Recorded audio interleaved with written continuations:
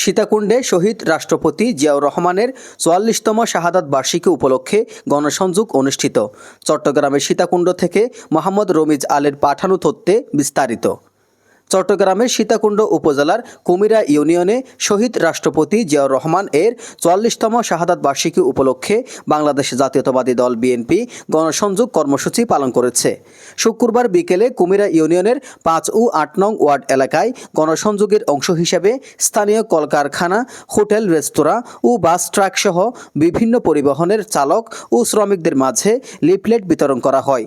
গণসংযোগ শেষে অনুষ্ঠিত সংক্ষিপ্ত সমাবেশে প্রধান অতিথির বক্তব্যে কুমিরা ইউনিয়ন বিএনপির সাবেক সভাপতি সৈয়দ আনোয়ারুল আজম মুকুল বলেন, আওয়ামী লীগ আমলে কেউ বিনিময় ছাড়া চাকরি পায়নি। ১৫ বছর ধরে তারা লুটপাট, ভাগবাটোয়ারা করে দেশ শাসন করেছে। বিএনপির নেতাকর্মীদের হামলা মামলা দিয়ে হয়রানি করেছে।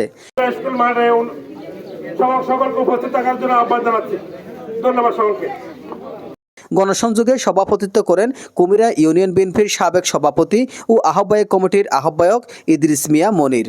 অনুষ্ঠানে আরও উপস্থিত ছিলেন সীতাকুণ্ড থানা বিএনপির সদস্য আলহাজ এম শামসুদ্দোহা, কুমিরা ইউনিয়ন বিএনপির আহ্বায়ক কমিটির সাবেক সদস্য সচিব এস্তেহাম হায়দার টিটু, সাবেক যুবনেতা মোহাম্মদ জগলুল হোসেন নয়ন, সাবেক সাংগঠনিক সম্পাদক মঞ্জুরুল আলম মঞ্জু, ৮ নং ওয়ার্ড বিএনপির সাধারণ সম্পাদক শাহজাহান, যুবনেতা সালাউদ্দিন টিটু, জিয়া সাইবার ফোর্স সীতাকুণ্ড উপজেলা সদস্য সচিব মোহাম্মদ এমদাদুল আলম পারভেজ, লতিফা সিদ্দিকী ডিগ্রি কলেজ শাখার সদস্য সচিব মাহফুজ আলী।